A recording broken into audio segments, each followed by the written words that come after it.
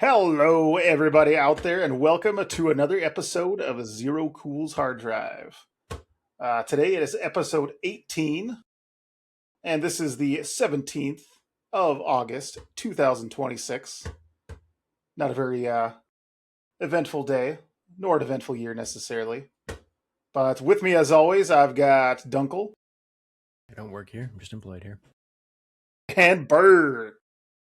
What's up? Alrighty, well, today we're stepping all the way back to 1973 for our movie, and it's going to be... Oh, I was going to try to hum the Exorcist theme, but you know what? I'm not even going to attempt it. Don't even try it. If it's not Tubular Bells, then you can't say anything. Dun, dun, dun, dun, the Exorcist. I don't think that was Tubular Bells. I wasn't Tubular Bells, but it was close enough. It gave it an ominous tone, I think. No. Yeah. No. Gave it an ominous tone. That was a miss, sir. Yeah. Absolutely. Sorry, ladies and gentlemen, we're going to cut this and we're going to try again. Swing and a miss. I ain't cutting anything, folks. You're listening to all this. we cut nothing. Okay, we'll jump into what we got for the movie facts. So we got William Friedkin was our producer and director of this movie. The initial budget was $11 to about $12 million by Warner Bros. Just adjusted for inflation on that would be about $69 million. Nice. Box office returns was $430 million. Oh yeah, it was big time, dude, and it was People terrifying. Possessions. Yes. I remember my dad saying it was like the scariest movie that anybody had ever seen back then. And that when you look it up on Amazon, like that's like all like the trailer stuff that shows in the background. It's like the scariest movie of this time, blah blah blah. So for the plot was loosely inspired by the 1949 exorcism case of a 14-year-old Maryland boy known by a pseudonym of Roland Doe. So it is kind of based off of what we feel are true inspiration. That's the best name they could come up with. Roland for a fake name. Doe. Roland Doe. Is that like the equivalent of like if you're like not an adult like John Are Doe? you sure? Are you sure you're not getting tricked by the internet? Because Rolling Doe sounds. Roland. Is he a I baker? know, but like Rolling Doe, you know, like. Oh my Was God. he a baker? It I was, think well, he it was was a baker. 1949, so I don't. Or think a people were candlestick that maker. smart. Definitely worked at a bakery. Jesus Christ, could we start over, please? Nope. No, you continue. So a couple more facts within it. The freezing cold set was meant to capture authentic visible breathing for the actors. So they kept an air conditioner on set below freezing so that most people were freezing on the set. The actress that was portraying Rebecca, she actually ended up with a spinal injury, permanent, because of when she was doing the flipping back and forth on the bed. One of the pulley systems had an issue with our harness, and she ended up with a permanent spinal injury. Wow. And also, so that must have been like one of the last film That's crazy. scenes of the movie then. Well, yeah, who'd you say it was? the it's possessed girl. Linda Blair was the possessed girl, wasn't she? Actress Ellen Birkenstein. That must have been like a stunt double? Maybe. Must have been. Ellen Burstyn Burstyn was sorry. that was the one that played the mother. The mother. Okay, sorry. Oh, the mother. And then there was during the filming of the movie, there was actually a major fire that burned down the McNeil house set, delaying production for a couple weeks. And Reagan's room was the only room that didn't burn. Creepy. That is creepy. Probably because it's so cold. I was gonna say maybe that was it. Probably. Oh yes. Not gonna burn that sub-freezing room. Probably because it was so cold. The demon noises throughout the movie were actually created by pigs, and the famous 360-degree spinning head scene was just a mechanical dummy, which we all could have assumed. Well, because... yeah, obviously. Still pretty wow, good. Pretty that good. was one though. limber woman. Yeah, it's good for you, man. So kind of a couple of facts we had for like 1973, kind of some interesting things. The first cell phone call was made by a Motorola engineer on a public street on a New York sidewalk. That far back? I didn't think it was that far back. That's crazy. Birth of the Secretariat, which is the famous horse that won the Triple Crown. The first beginning of the Labradoodle, the first intentional crossbreed of a Labrador and a Retriever and a Poodle. happened That is year. definitely nothing to celebrate. Ruining the dog market forever. Pink Floyd had his massive record of The Dark Side of the Moon was actually produced this year. And Elvis made history with Aloha from Hawaii concert. One day we'll have to do a whole Elvis marathon because he did like 20 movies. Let's just put that out of our minds right now. Yeah. One last fact, and we're going to forget every part of what's happened in the last 5 minutes. I'm sorry, ladies and gentlemen. The last one is the famous Tootsie Pop mystery began in this year. How many licks does it take to get to the center of a Tootsie Pop?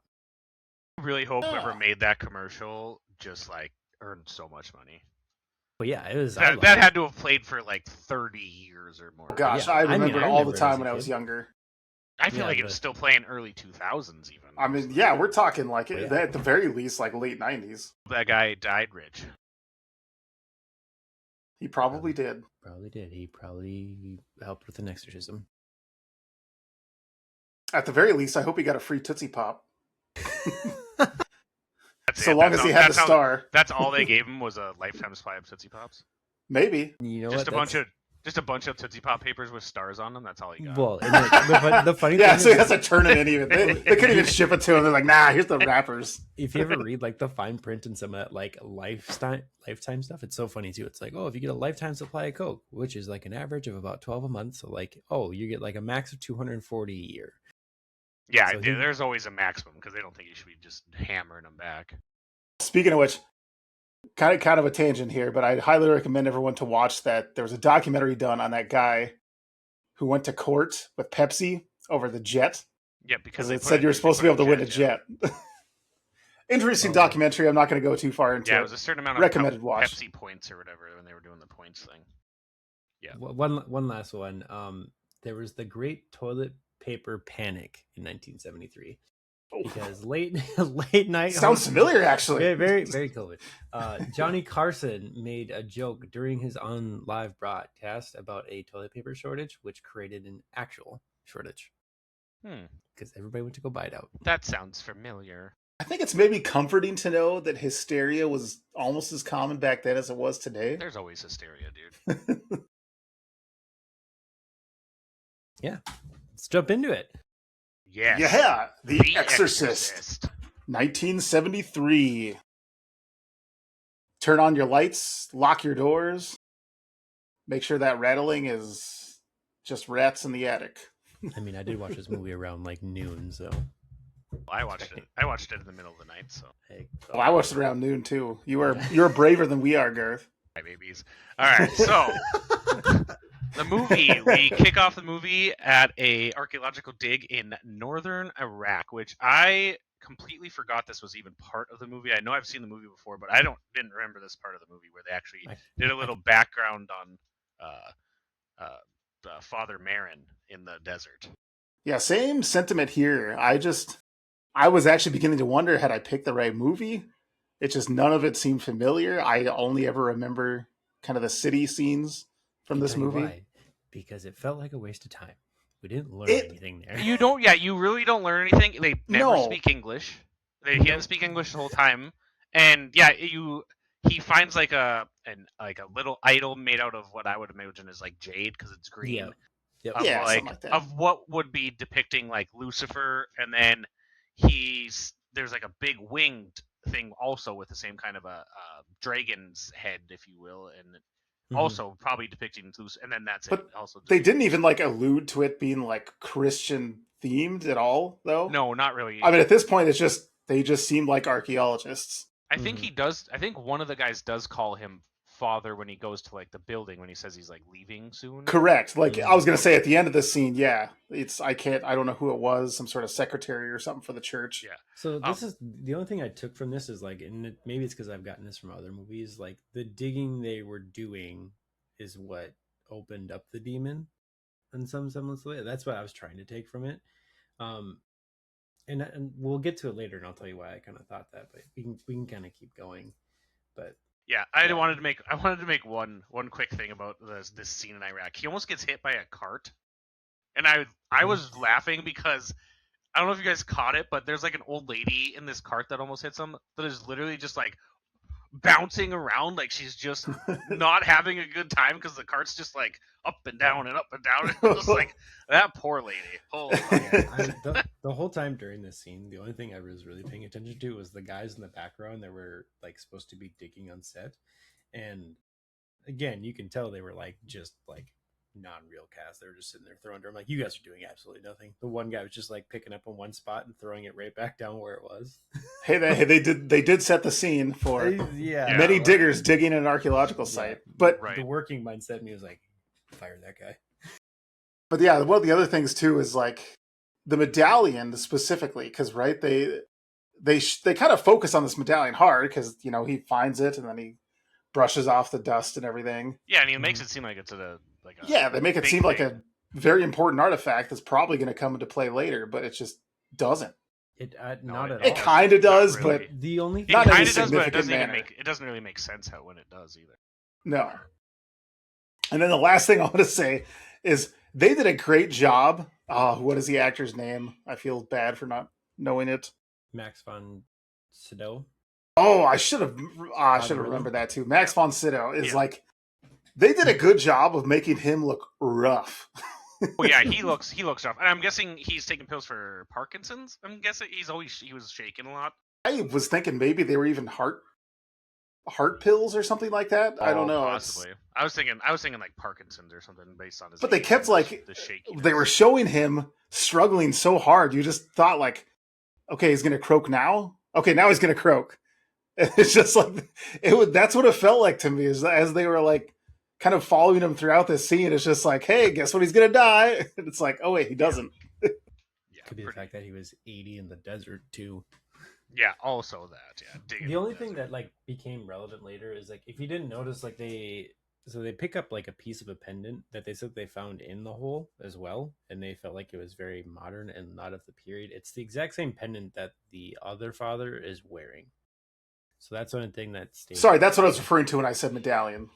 Okay, my bad. I thought you were talking about the glass piece, the piece still. And no. Okay. Yeah, the little pendant that they had there, medallion. But yeah, right. I like real quick before we move on too, is like I had to second guess myself because I was looking at the actor. They actually did a pretty good job with the makeup, so this is more of a shout out to that. But I didn't think it could be Max von Sydow because he would have been a lot younger back then in 1973. Because I remember him from like Judge Dredd and some other kind of more recent movies, and I was like, wait a second, is that him? That can't be him, right? Anyway. Shout out to the makeup artists. Good old practical effects. 44 in 1973. Yeah. So they made him look not that old. Yeah. So yeah, then we get to do they ever say where they are? Are they in like Georgetown? Oh yeah, they're Georgetown. Georgetown, Maryland. Yep. So then we get to Georgetown. We meet up with Chris McNeil, Ellen Burstyn's character, who's mom actress. It comes up a little bit, like just like right after they kind of introduce her. We meet Linda Blair's character, but Chris McNeil hears some scratching and some things in the attic, and thinks it's rats. I thought it was funny, her little exchange with like the very German house staff that she has. Yeah, which was like a weird out of place thing. I thought that she has these because like the guy's name is Carl, who's the one guy, the one house staff, and he's like, no, they're not in the attic. She's like, no, I heard them, and I wrote down, I'm pretty sure Carl probably knows better than you if there's rats in the attic. Lady. Yeah, considering like it seems like you're probably not home that often. Yeah, I was like, I think he probably knows better than you. Yeah, it did. It definitely, they definitely eased into like the progression of this whole demon aspect of it. Yes, it doesn't, and there's not actually a ton. Like, we'll obviously get into more stuff about the demons, but there's not actually like a ton of the actual demon part. I'm guessing it's probably like a half hour of actual screen time. I'd say it's, if not less. Well, like for me, I would say it's probably the good last hour of the movie, actually, if I remember correctly, going back. Yeah. Like I get more towards the end, but like my horror scenario is always the deer hunter, but like the build up for me was just, and like maybe it's just my millennial brain of like just the build up took forever to get to the point of like, right. But then also like how did this girl even get possessed in the first place? Well, and they kind of make a big deal out of making her seem very wholesome. Like the character of Reagan, right, is like they really try to kind of paint her as this. What's the word I'm looking just for? An innocent child, honestly. Yeah, just a nice. Leave it to Beaver, like just wholesome, innocent child.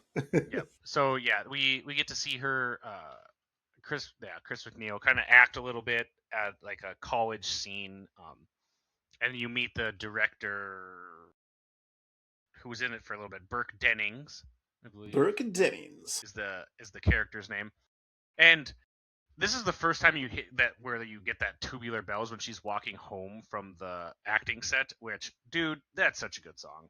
Like, it fits so well with things.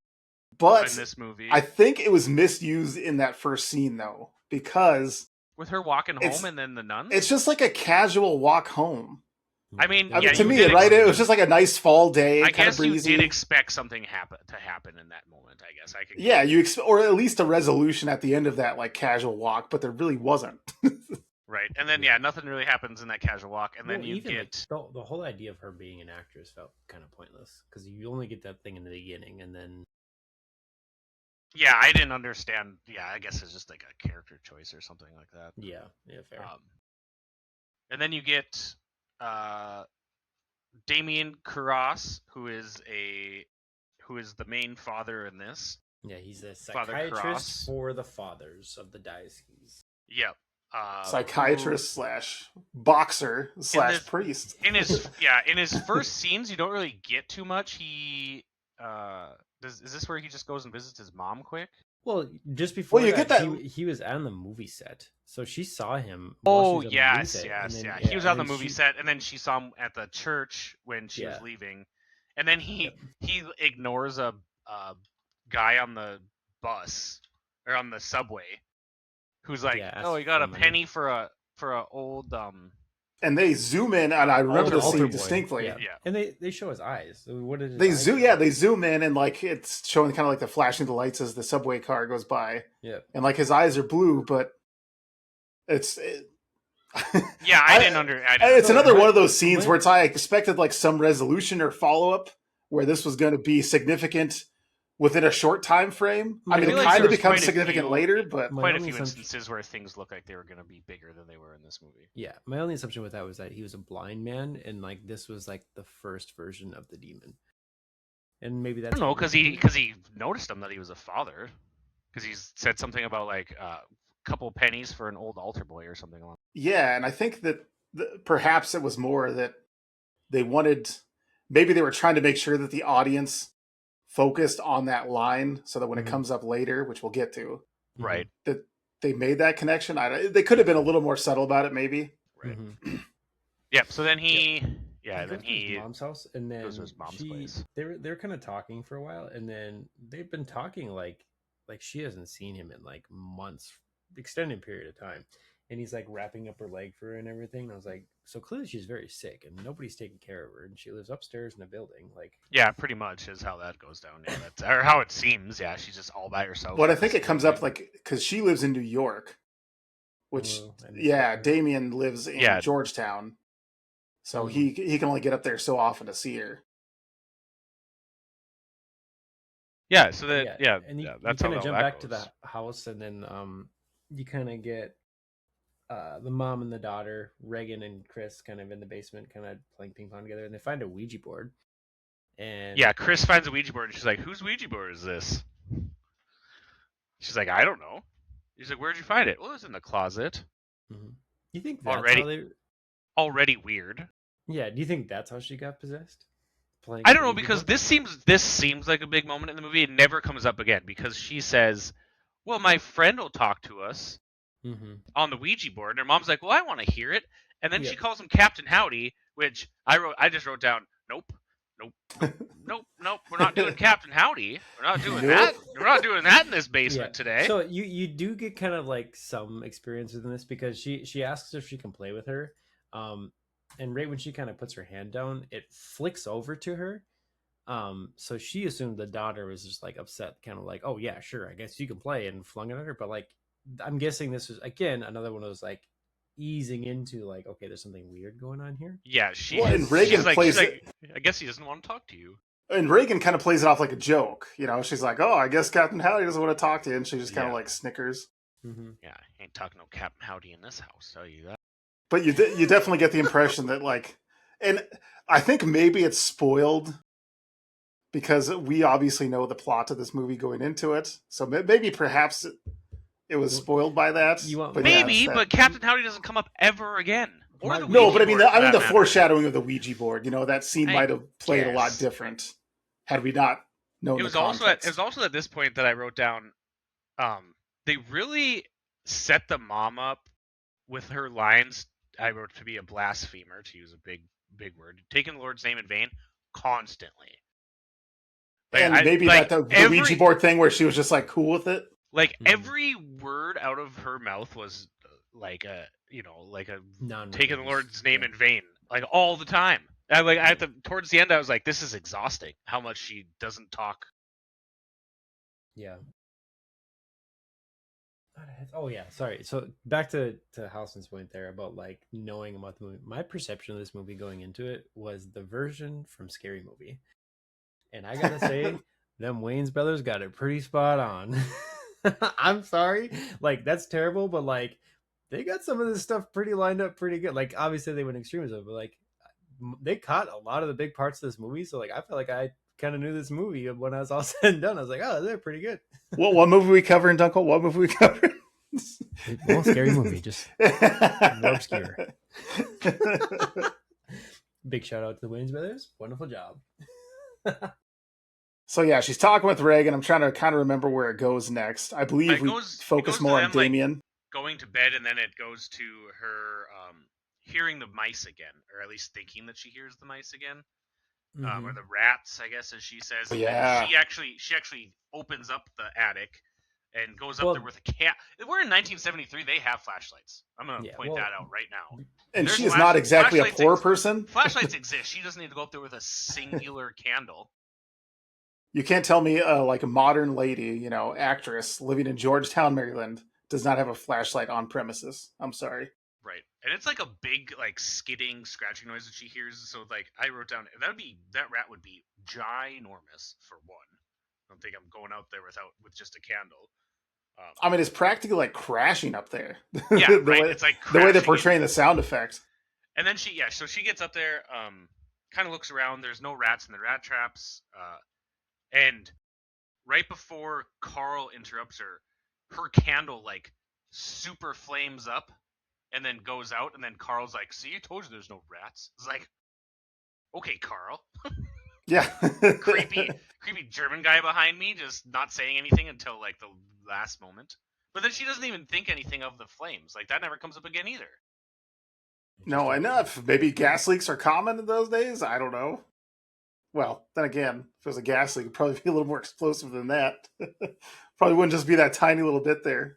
Right, and it feels like a version of like trying to call to like the demonic stuff too, but it's just yeah. I will say though, like going into as far as my notes go, I do have huge gaps because this movie was at least entertaining to watch, like instead of just taking notes constantly. Mm-hmm. Yeah, I think I stopped taking notes probably like maybe a little before the first half ended. Well, I never stopped taking notes, but I don't have as many notes as I normally would. I'm always taking notes, dude. I was definitely engaged. We'll put it that way. Yes, that's a good word for it. It was very engaging. Despite some of the slowness at the beginning, that I think it still kind of had me. And maybe it was the anticipation again because of the context we all know about. You're waiting for the jump scare. Well, not jump scare necessarily. Yeah. Sorry, folks, if that's what you're looking for here, you won't necessarily get it. You get a couple moments where like a phone rings out of nowhere. Like, oh my god. So after that, we get to doesn't it go back to Damien and his mother in like a mental institution? Nope. No, not yet. We get some time with Damien. He's kind of at the bar with a different priest, and he's just talking about how he's kind of wore out and just like doesn't want to do it anymore, and he's just kind of coaxing him along to like, you're the best we have, and you can't really change what you're doing. Can we just talk about, like, and maybe this is commonplace, but all these drinking, smoking priests? Oh, I mean, these guys are like... Dude, they're Catholic priests. They have to have a vice outside of the things that they're not allowed They're to do. practically They're not barflies, though. I mean, Most- Damien is honestly, like... In real life, most Catholic priests, I think, actually do smoke. Well, and I don't think it's, like, specifically against the tenets of the cloth, or however you might want to put it, but at the same time, it's like, all right. It's Yeah. also 1973, so It's also I mean, yeah, 73, correct. I mean, it's... Um, It always gets me watching these older movies and they just lighting up cigarettes. yeah. Not that I think it's offensive or Dude, they were bad or constantly- whatever. The but it's doctors just... were lighting up cigarettes in the hospital. Yeah, that's right. They were. Yeah. And then you get a quick scene with, like, back at the house where the mom, Chris, she's kind of on the phone with what is, I'm assuming, her husband or ex-husband. I don't think they really covered it. with Reagan's dad. Well, because like she was talking about doing something with Reagan on her birthday previously, Yes. Mhm. and then talking with her dad. I mean, absolutely, just eviscerating the guy over the Going phone. off, yeah. He's somewhere over in Europe or something. Well, and no, then- because she was on. He was in Rome. Yeah, She was on the line with an operator. Yeah, trying to get a hold of him, just trying to. Oh, that's right. That's right. Sorry, eviscerating the operator. So she was eviscerating the operator, like it was that person's fault. Yeah. And then you kind of get Chris back in bed.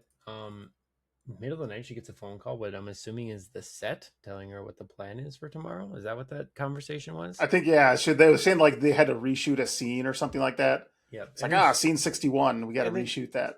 Yeah, and then she rolls over and turns on the light, and she says, Reagan's laying in bed with her. She's like, what are you doing here? And she's like, yeah, my bed keeps on shaking. Yeah. And My Mom bed doesn't keeps care. shaking. I can't sleep. She's just like, kids Yeah. these days.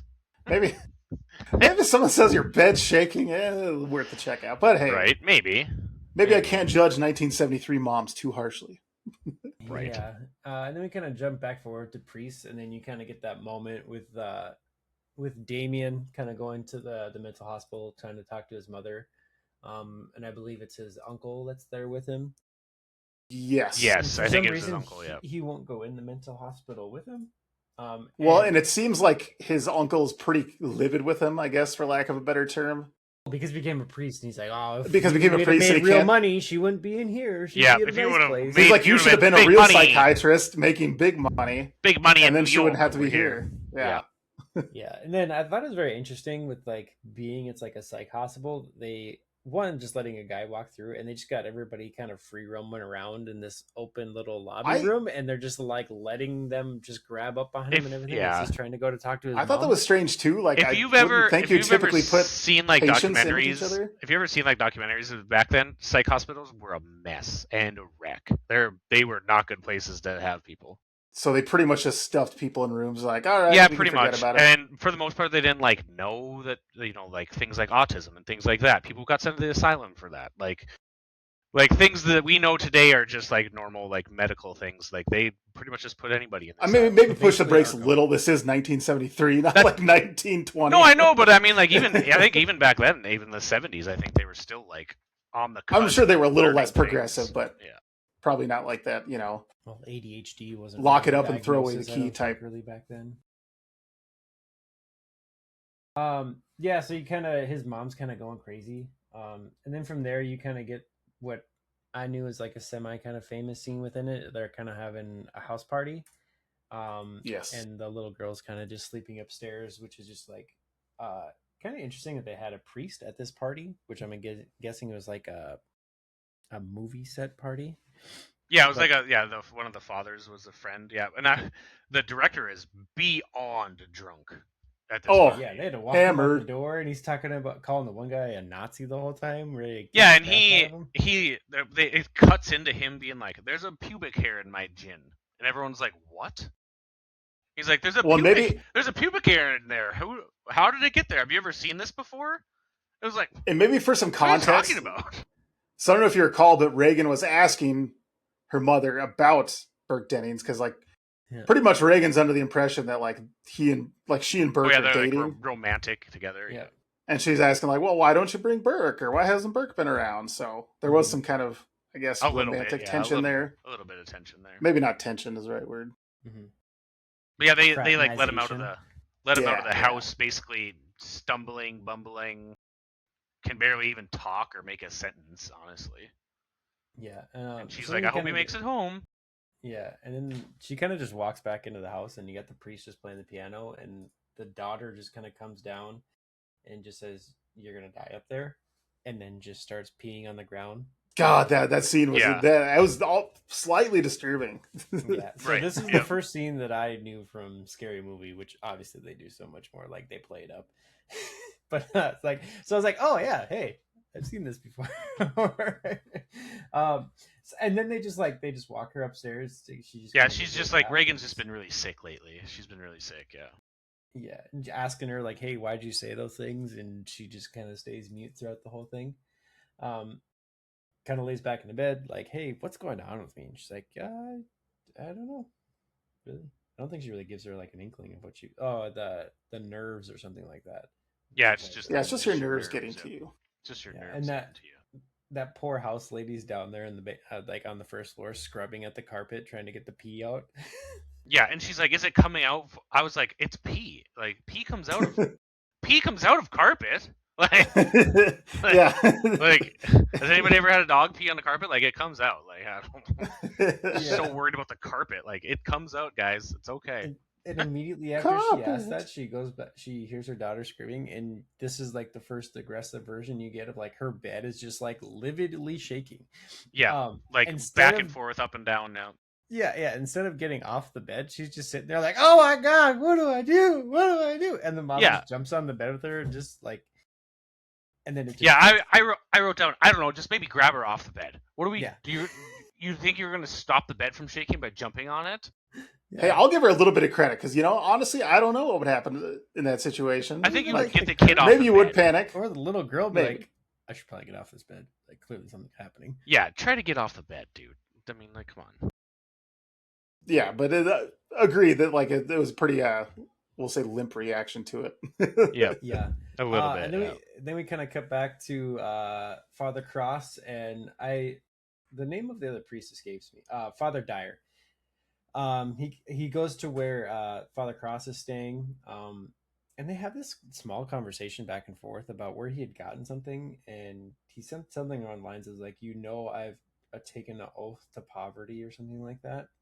And then so yeah, he has a bottle of booze from the dean's room. Yeah, and then he asked him where he had it, and he's like, "Oh, I stole it." It's like, okay, so like these are just the worst priests ever.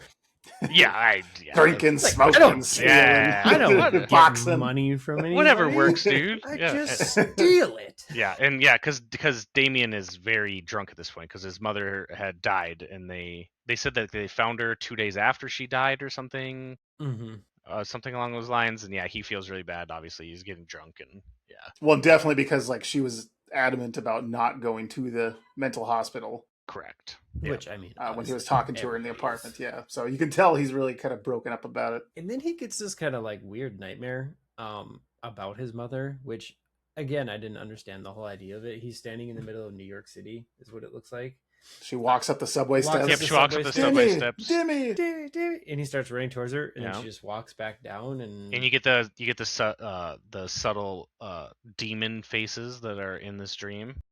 Yeah, you get a little flash of the subliminal messaging in there a little bit. And then she like turns around. Yeah, she turns around and goes back down the subway station, which I was like, was that her going to hell, or was that supposed to be symbolism of some sort? My mind went to like it was symbolic for her, like going back down to hell or something. Yeah, that's kind of what I thought too. Mama Dimmy's been stealing too. I don't think that's what it was. Mama so Dimmy. Then you get a little bit version of kind of Damien just kind of going back to his regular duties, kind of having a regular mass, and then you kind of get Chris at the doctor's, and she's just trying to get some ideas of what's going on with her daughter. And they say it's and they're trying to give her a shot, trying to give Reagan a shot, and they finally give her the shot, and she's just F you. Yeah. Like, ooh, a little bit of a potty mouth here. We'll get to that. But my whole thing was like, so your daughter's bed was shaking, and like she told somebody, hey, like screw you, whatever, and like you immediately went to like, okay, we're gonna give her shots, MRIs, and all these other things. Yeah, and in the so they're like, oh, she probably has a what do they call it? Was it like a fissure or like a? Well, this very much seemed like pre MRI, so it was actually because I think that first thing they were doing is like giving her X-rays, basically. Well, what they did initially, they put iodine on her neck because she talks to the doctor and then they put iodine on her neck. They stab a needle through her throat, and then they just kind of like very like let blood squirt out a little bit, and they pull a few things out, and then they put a tube up to it, which I didn't understand what the purpose of that was. Yeah, so I actually looked this up because I was like, this seems crazy. It was a brain lesion, by for the way. one brain is lesion. What they that's thought the she word, had. lesion. So it's called a cerebral angiography. Basically, what they do is they puncture your carotid artery with a needle, and then they inject the special dye with that tube. So then it shows all of her brain vessels in her brain in the X-ray. Oh, so okay. then they can see if there's a lesion in there. That makes sense. I think I've heard of like similar things. Like they'll do that with like people's stomachs and everything too. They'll like put that stuff in your like obviously they'll clean you out. But I mean, like puncturing your carotid artery sounds terrifying. So I'd be like, no. Oh man, like and all they were doing was like flowing through that. All they were doing was a guy was holding her head with some Scotch tape. Like he was just holding her head with his hands. It's like, you're telling me we don't do anything else, like strap these people down, like do something else besides just hold her head? Oh, we stab her neck. Man, they went hard on the medical procedures in this one. They tucked her neck and they threw some Scotch tape around her neck and they called it good. And every time they'd pull that needle out, the squirt would go. Well, all that aside, I have to say they did a pretty good job on like faking every part of what they were doing with this surgery, like the squirting blood and everything. Like they did a pretty good job with that, honestly. Yeah, they did. You also get, while they're doing these and then like the X-rays going and making loud noises, you also get some more subliminal pictures of the demon. I'm gonna call it the demon. I guess that's what it was supposed to be. Did I miss this one? Yeah, there was some every once in a while. There's some in her room, like during the exorcism, and then this part, and then there was some with when in Father Damien's dream. But that was about it as far as I can remember of the subliminal messages. Maybe I missed this one where they flash the demon. So then you kind of get back to the house and you get that again where she's laying on the bed, kind of sloshing back and forth and like basically like throwing herself in the air. And then you kind of get the eye rolled back, so you're getting really deep into like the what's going on here with the demon. Yeah, because she's like screaming on the bed that it's burning because of what she's doing, and the mom gets the doctors in there, and the doctors come through the door and just freeze. I was gonna say it's an important note too, because the head doctor who's heading that first surgery, he brought in what seemed like an expert, to be like, hey, can you take a second look? And then they just happened to be at her home when this event starts. And then they just freeze. They freeze at the door. I was like, do something. Come on. Like they freeze for a good 30 seconds and just watch what's happening unfold in front of them. And then it's finally like, then they get Carl to hold her down. Like, come on, man. And then they proceed to kind of go into this, and I'll give them some credit, right? Because like if you were a doctor, like a nice skeptical doctor, you probably would do this. Go into it scientifically first. But they were like, oh, have you ever heard of like, the rush of adrenaline? How someone in crisis can have kind of almost superhuman strength. Yep, like kind of like the 90-pound woman lifting the car off her child. Mm-hmm. And like, I mean, still seems physics defying a little bit, but I'll give you some credit. And another like kind of CGI thing too is like they make her throat like massively engorged in the middle of this scene too, and I thought that was kind of like goofy. And I'm guessing that's like the demon kind of screaming too. Definitely some creepy stuff. And then you kind of get some more choice language for the doctor. Oh yeah, the demon's always doing profanities. Yeah, very profane, very much like, what the hell are we? Smacks the crap out of that one doctor. I had a mental note for that. Like, oh, knocks him on the floor. Oh my god, he just one hitter quitter. That's all that after he stares at her for 30 seconds while she's in pain, he's like, "Oh, go help her," and then she just smacks him. Laughing too hard at that. I was like, oh, she gave him one. Oh my god. Yeah, like you said, it kind of like goes to like the old lady lift a car off of somebody else, it'll happen. Like, she was literally leaping off the bed. What do you mean? Yeah, she was like going like almost straight upright, just out of nowhere. Right. Yeah, basically like breaking her back. And then they show some other things because they're gonna do a lumbar puncture, which is where you like stab and get spinal fluid out of like the bottom of your back, out of your spine, obviously. Yep. And I wrote down Linda Blair's. She was really good of having like dead eyes looking off into space. Yeah. Like just staring, nothing, like almost like there's nothing there. It was very creepy. It's like, okay, your motivation is nothing, and you're doing nothing. You're staring into the darkness. Don't look at anything else. It's just very eerie. We stole your Tootsie Pop, and you'll never find how many licks it takes to get to the center. So then, and this is, I think, I was gonna say, this is, I think, when they bring her to like it looked like an institute of some sorts, where basically they had like a whole team of doctors trying to understand what the heck is going on with her. Well, the doctor first kind of tells her like, "Hey, every part of the scans were negative. Have you ever considered a psychiatrist?"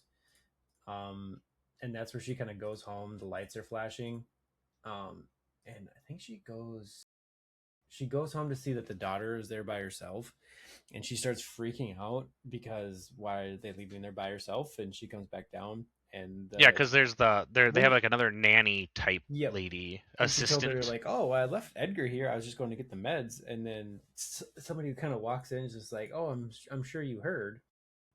And she's like, "No, she left Burke Dennings there." She Burke called the director to come watch the kid. Yeah, and he's like, "I'm sure you heard." No, he's dead. You think she would have noticed? Like, the guy comes. Another guy comes and knocks at the door while she's like arguing about.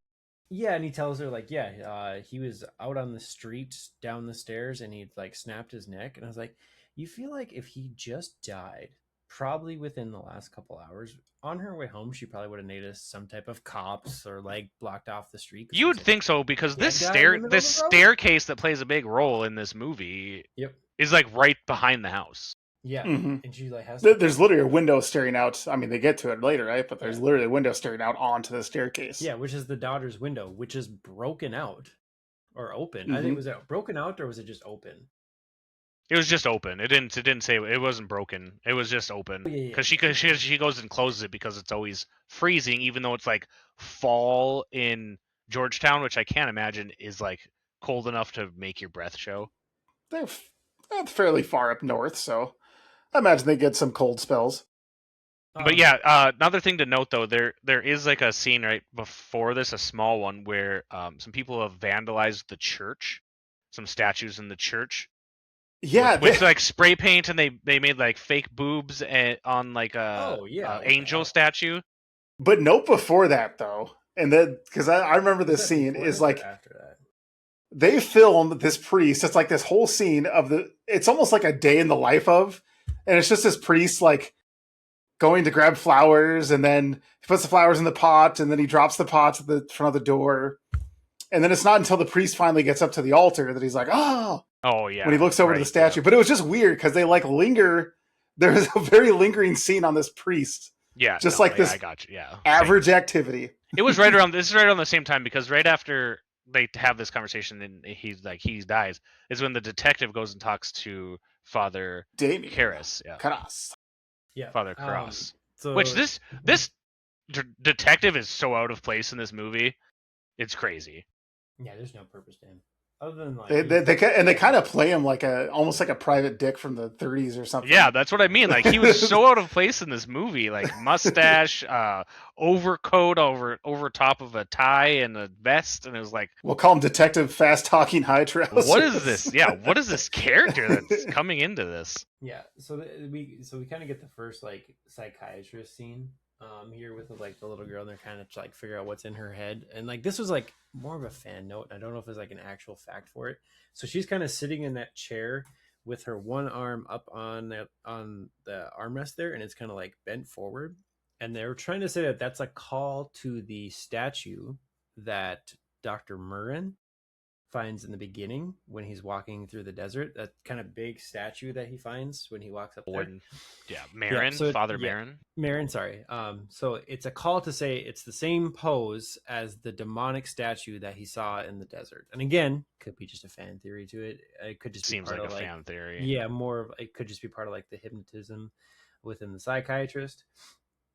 Yeah, so then he just kind of laughed a little bit when he's just like having a conversation with her, and he's like, hey, can I talk to him? Says no, and then he does anyway, and he's like, are you Captain Howdy? Nope. Yep. I don't know.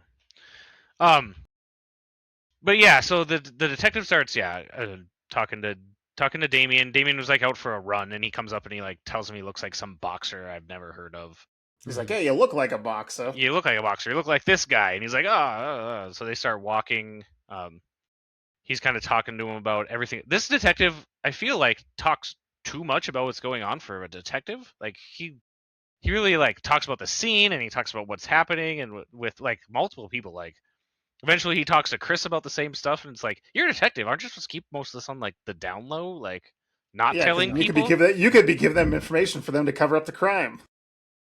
And he basically just asked them if there's any priests that he had talked to, or any fathers that maybe are looking into like the occult or black masses that he can think of. And he's like, well, I wouldn't tell you anyway because I'm a father and I'm a psychiatrist, so it's like double patient confidentiality type of thing.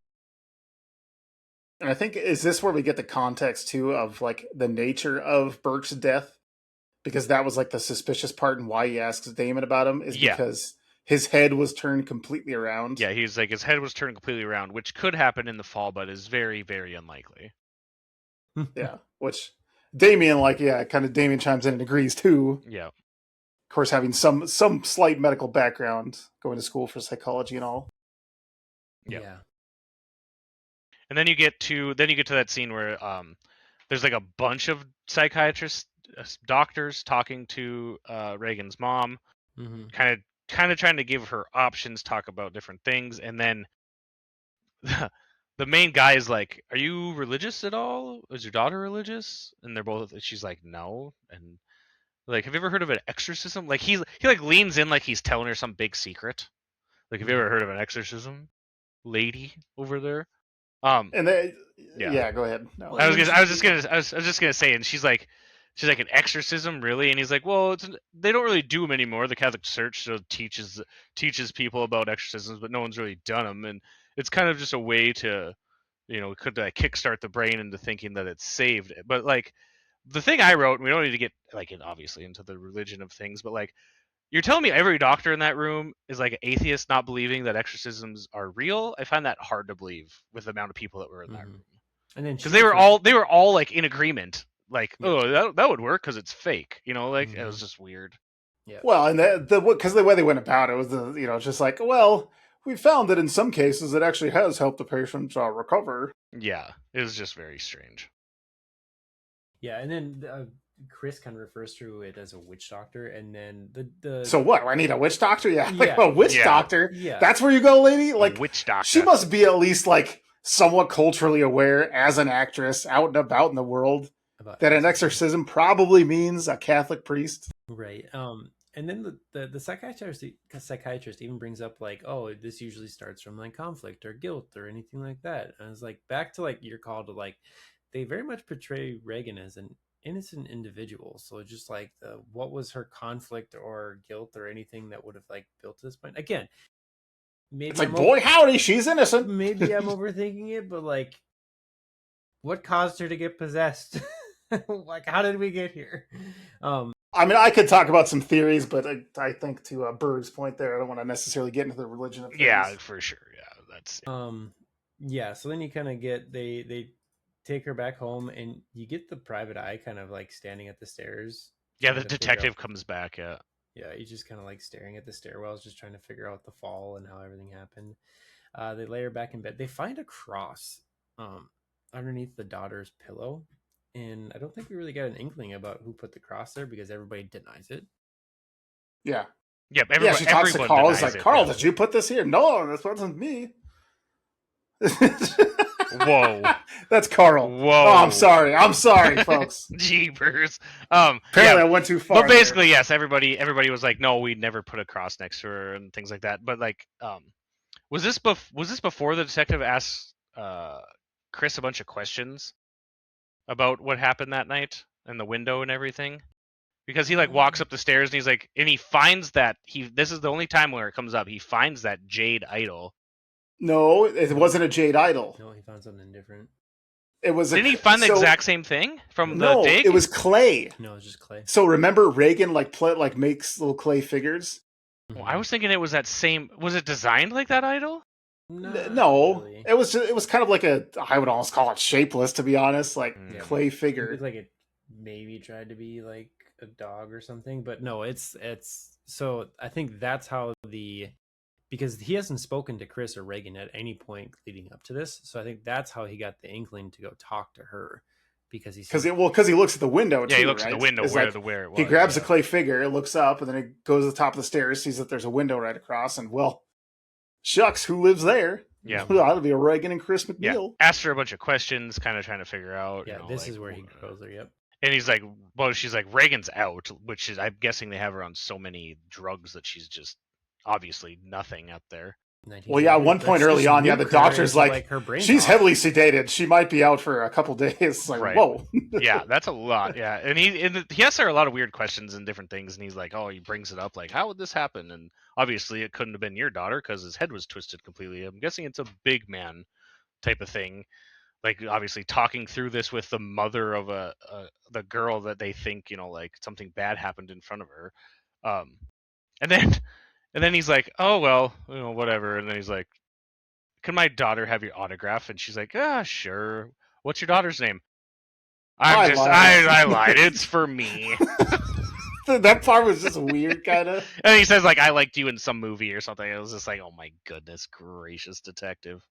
Just a straight-laced detective, just going all fanboy, like, oh my gosh, it's Chris McNeil. It was a funny scene though. Well, and then she just kind of panics afterwards because it's just like, oh shit, like maybe she did. And then Chris kind of goes back upstairs because you have another situation where obviously the demon is kind of showing itself, and she's just absolutely digging into her freaking, I'm gonna say leg, but I don't. Nether region saying profanities about God. Yes. With the cross. The scene was hard to watch. This scene is very, very graphic. Very, very graphic. Yeah. She ends up chucking her mom, and then no, she one pieces her too, just like the doctor earlier. Yeah. Then it just cuts to her tracking down Damien, doesn't it? After that scene.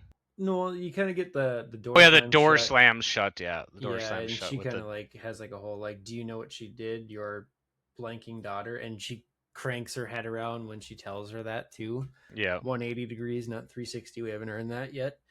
Right. Yeah, and then you kind of just cut to her having her first conversation with Father Cross. Karis. Not Cross. No, it's Cross. Fine. Yeah, and she's kind of like disguised because people obviously know her. She's like a star, and they're filming. And at first she's like, "Just go away," and he's like, "Well, didn't you call me? Like, didn't you want to meet here?" And she's like, "Oh, Father." And they start talking about different things. And then she's like, "Would you perform an exorcism?" And he's like, "No." And she's like, she asks, like, I think because she was always asking, like, hypothetically, like, hey, yeah, what does it take? Oh yeah, what does it take to get an exorcism? Yep. He's like, well, first you'd have to go back to the 16th century. And I was like, really, Father Karras? Really? That's a pretty good joke, I thought. Like, first you have to go back then when we were burning witches at the stake and things like that. And he's like, yeah, then you need to, get signed off by the church, and they have to like approve. Very interesting. Like, and it takes a long time because you have to do a lot of research on the subject and everything, and he's like, we have to rule out like any psychological conditions that the person might have too. Very interesting. Like, and I understand there's like a hierarchy to like priests and dioceses and all that, and very interesting that they even have to ask permission to do anything like that too. Yeah, well, because it's like I'm pretty sure there's lots of stories of people actually like dying during real exorcisms in like say real, Well, but like exorcisms in real life. And understanding the reason they mentioned that, like, hey, we need to make sure there are no psychological conditions this person has, because obviously the church in the past probably jumped the gun on things. Yeah, because he says for something people about who that. maybe just need a little psychological. He says something help. about that too, about like it became schizophrenia and some other some other different ailments that people actually really had that didn't help. But then she breaks down and she's like, you have to help me. I don't know what else to do with my daughter. So then he goes to the house, hesitantly, obviously, because at one point he says like he might have lost his faith. So he's like not even like wanting to help anybody, really, it seems like. Yeah, which feels like a callback to that conversation he was having with that other priest about like, I'm just not. Well, it very much was. Yeah, for sure. They're definitely not subtle about like, hey, Damien is almost on his way out. Which, from what it seems like. Poor guy, for him to be like, I really don't believe in this stuff anymore, and then he just gets thrown into like just a diabolical exorcism. Right. Well, yeah, and so he goes there. He goes to talk to the girl, and he goes to talk to Reagan in the room because he has to like check her out psychology. My first thought when he walks in that room, because at this point, like her face is cut off, she's like kind of green. Her face is all puffy. Her eyes are green. Her eyes are like green and yellow. And I was like, was his first thought when he walked in that room was like, oh, what an unfortunate looking girl. Yeah. Oh, what a homely little girl. Like was that your thought, Damien Karras? Oh, what an ugly girl. Shucks. Like, no, I would walk in that room and be like, demon. Well, and like, or at least like, something close. I believe now. Like, what do you mean? Well, and like he walks in and like she's in her demonic voice. The bed's all wrapped up and everything too, and then she asks about the wraps, and he's like, "I was afraid you're gonna hurt yourself. You don't know what's going on in here. Yeah, like she's like, here." Yeah, the demon's like, "Take the wraps off," and he's like, "No, I don't think so." He's like, "Take the wraps off." He's like, well, if you're a demon, why don't you do it yourself? He's like, in time. Like, yeah, in time. I mean, okay, Damien, at this point, I could do it if I wanted to, but 4 sentences in, I'm ordering a freaking exorcism. Like, what are we doing here? He's just sitting there just like, come on, David Copperfield, just take the wraps off yourself. But then there's some weird stuff, like the drawer opens, and he's like, well, he closed it, and he's like, do it again. And then the demon just kind of stares at him. And then...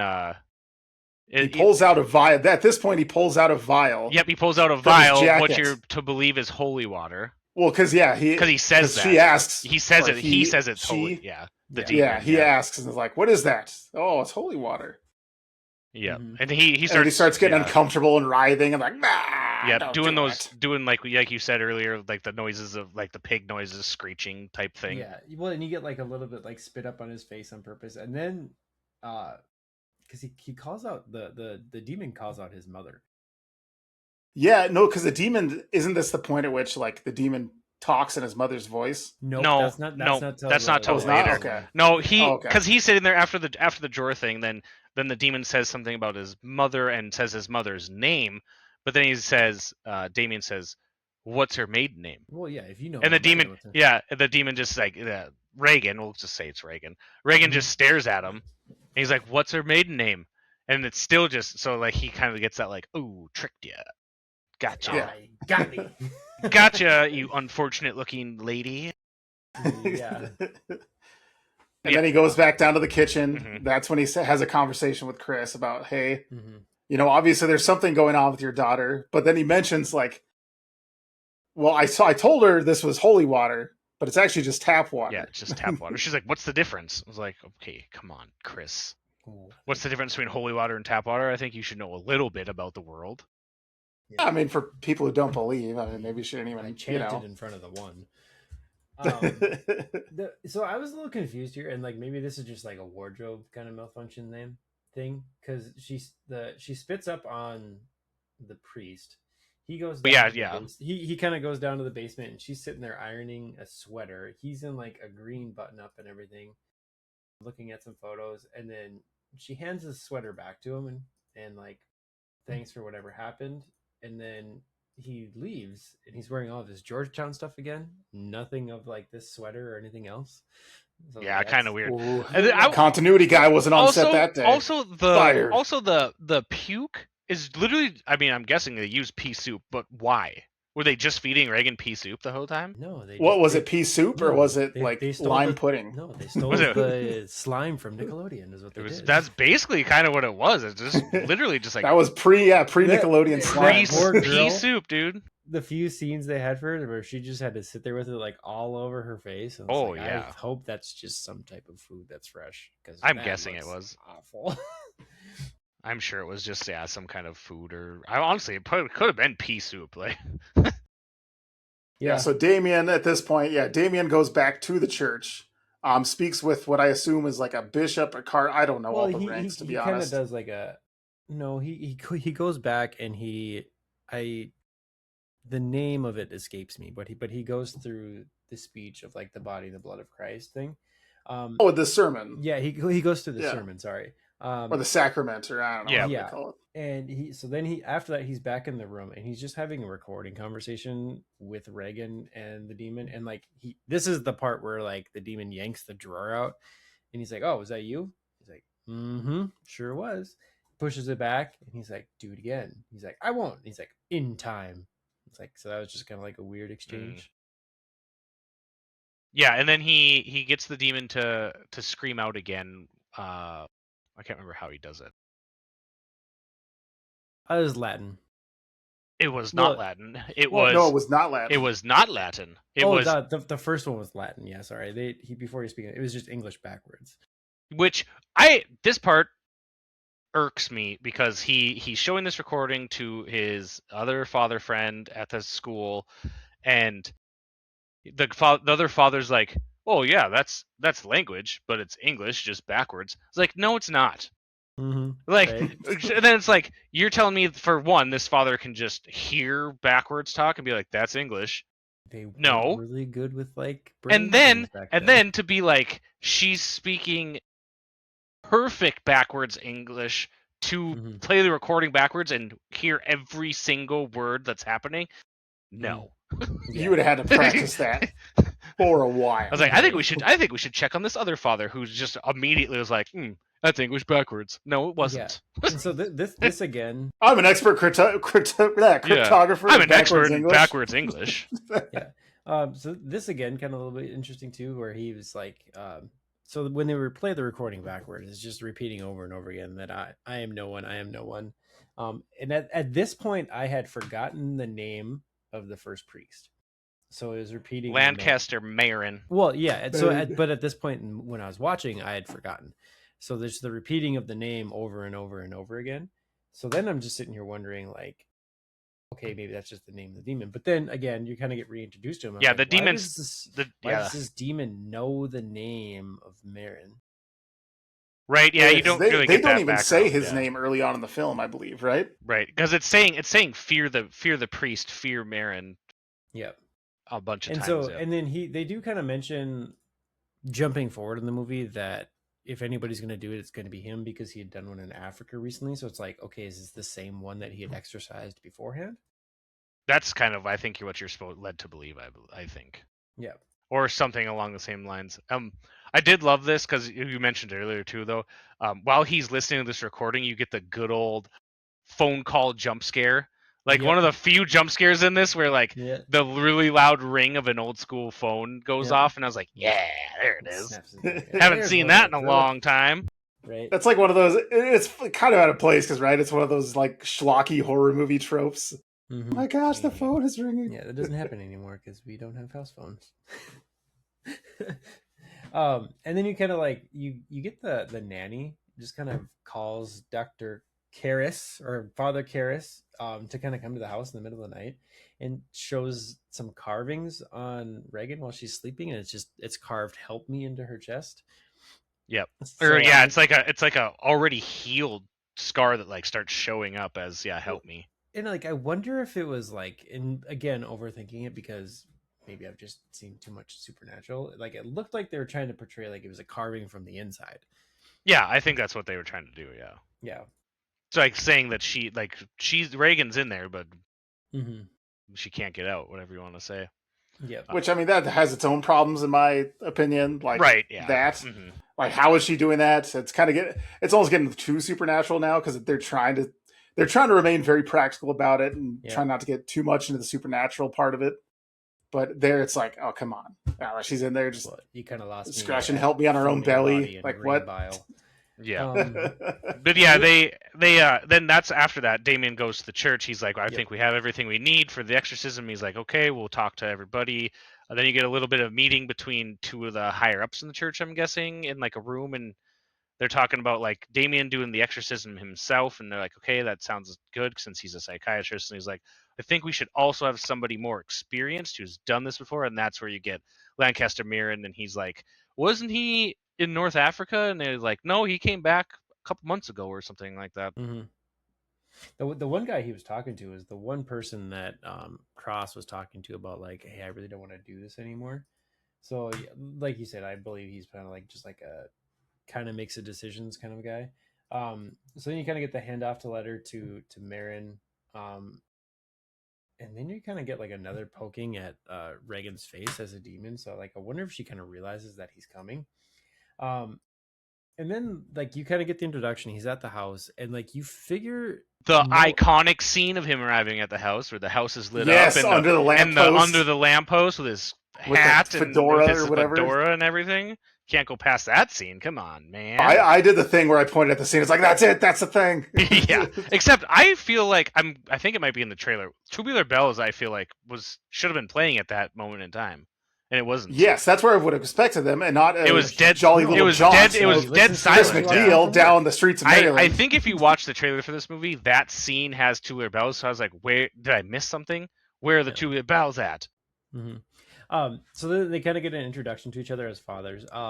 I expected more of a shock and awe moment for Father Cross when he met this guy, because you literally just heard his name in a recording in reverse within the last 48 hours, and no part of your brain put together like, oh, this is the name that the demon was saying. Yeah, no, I did. That didn't. I thought there was gonna be some kind of a thing too, like, oh my gosh, you signed up for the exact same guy that I was gonna ask for. Like, oh, that's you'll never believe it, man. He was saying your name yesterday.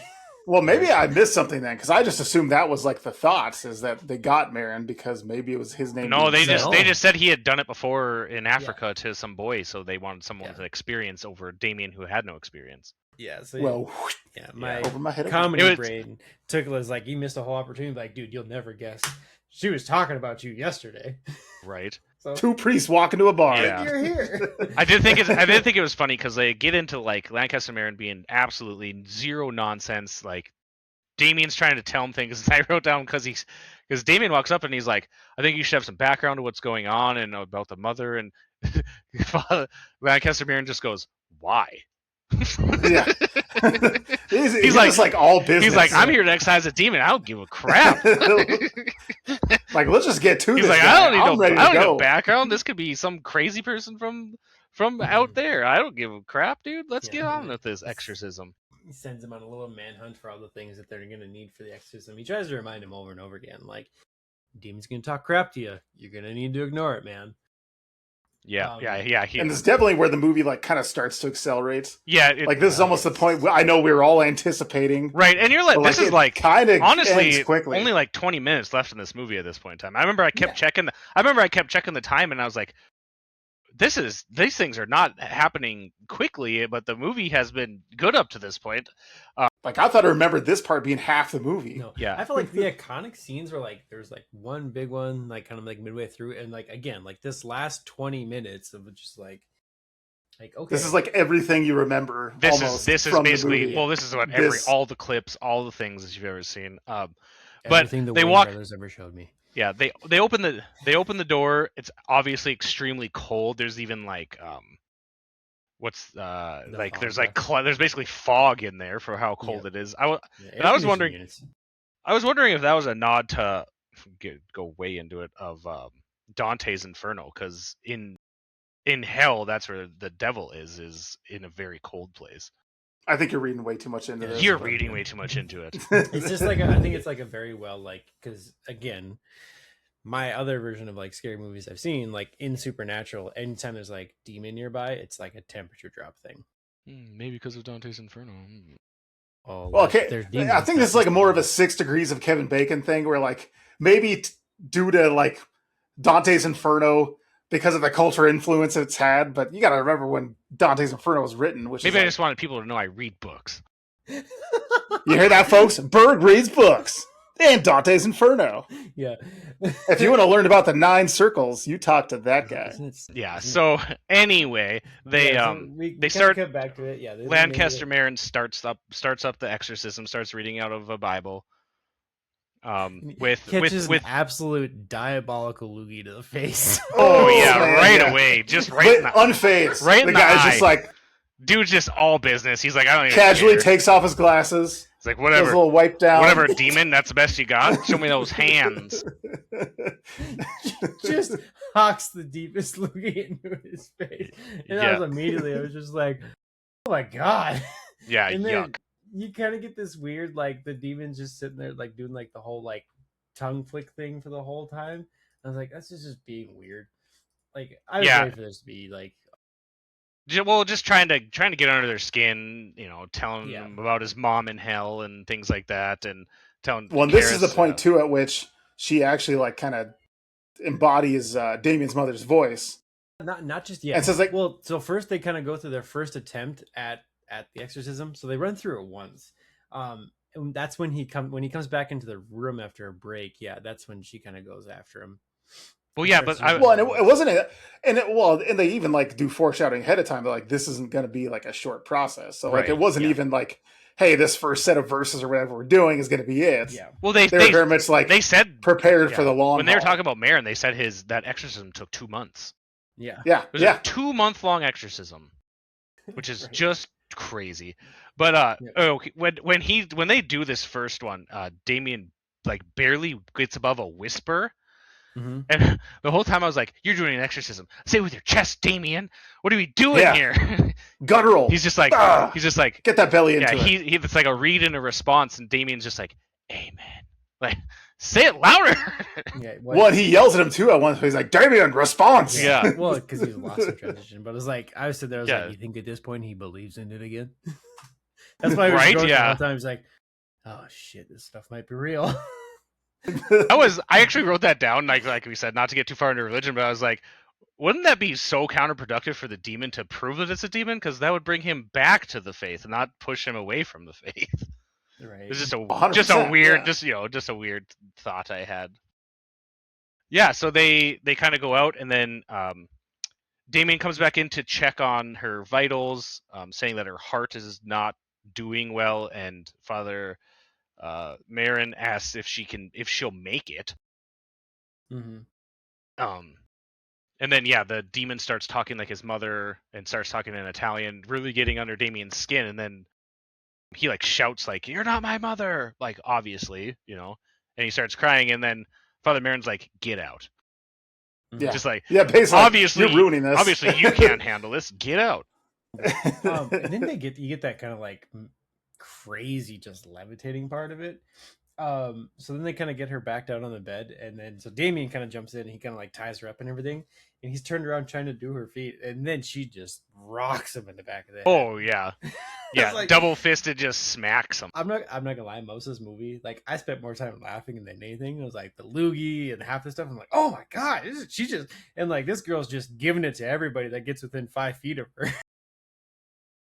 Are you sure you didn't watch Scary Movie? I watched the wrong one. Apparently, she was just throwing hands and spitting there. Well, I mean, speaking of like funny things, right when they get in there, when they get in there, Father Marin pulls out holy water, and the demon says something. He just goes, "Shut up." Just flicks it with holy water, or be silent, or something like that. It's just like silence. It'd be weird here to priest just say shut up. And then they do like the power of Christ compels you scene where the body levitates, and I was like, this scene went on too long. Like, they said that like 20 times for this scene. I think like it was a little bit much. Yeah. But arguably one of the most famous movie lines that has been quoted, ever. but they never like changed the cadence or changed their voices or like started screaming or anything. It was literally just like a monotone. The power of Christ compels you for like a couple minutes. It was too long. Well, from what I understand in some documentaries I've watched, is like that's what an exorcism is supposed to be. It's like, you know, just literally repeating the words over and over and over and over. So like not necessarily, right. Not like a Broadway play. Yeah. So then after Damien gets kicked out, he's downstairs, head in his hands, like I failed type of thing. Chris comes out and asks if it's done. He's like, no, like obviously not. Like, and she says, is she gonna die? And he kind of gets like a resolve and says, no. And he walks back upstairs. And like Father Marin had gone back in to continue, and then you get in there, and Father Marin's on the floor, dead. So just before or that, no, he's on the bed. Yeah. Well, just before that, you get Father Marin kind of in the bathroom taking more of his pills, too. And like that's kind of cutting back to before he tells him to get out is when he's like screaming at his mother because he like sees this vision of his mother on the bed, and that was kind of goofy. But yeah, so like he goes back in the room and he just literally just screaming at the girl and tells him to get out. Maybe like just to go back though, there was a scene before we get to like him finding Marin on the ground. Is like you actually kind of get a payoff, and again, there may be some I missed, but you kind of get the payoff for the statue at the beginning. Yes, yeah, and then like when Father Marin Reagan's up in the air, he gets this kind of like short vision, and he kind of goes like kind of dumbfounded for a moment. Yeah, and like the girl, because it's like that statue he remembers seeing, kind of like this, and like maybe it was just his vision of it. And then she's just laying on the bed again. But so Damien goes back up there, has some resolve. Father Marin's kneeling by the bed, head down in the bed. And he's like, oh my gosh, no. And then he pulls him off the bed. Reagan's just sitting on the corner of the bed, the demon, laughing, basically giggling. He's trying to... go back to 1973 where they probably didn't know that much about like resuscitation, but like just punching his chest, which you're really not supposed to do. You're really not supposed to do anymore. But he went to medical school. I mean, he became a psychologist. You have to go to some years of medical school. So I'd imagine at some point. So he's like punching him. He can't get him to be revived. Obviously, the demon starts laughing, and then Damien just loses it. And just pulls the demon off the bed, starts I was like, little 13-year-old girl, he is just hauling off and like I was laughing, pummeling her basically. So hard. He was just kicking the just going, and he's like, "Take me, take me. Here's my boxing." He's like, "Take me," and then that medallion that was like the one at the beginning gets ripped off his neck, and then the demon goes into Damien. Yep. Which I don't think he could have went in there without that medallion being gone. Correct. Yep. And then he like flashes, kind of gets like his sanity back and screams no, and then jumps out the window.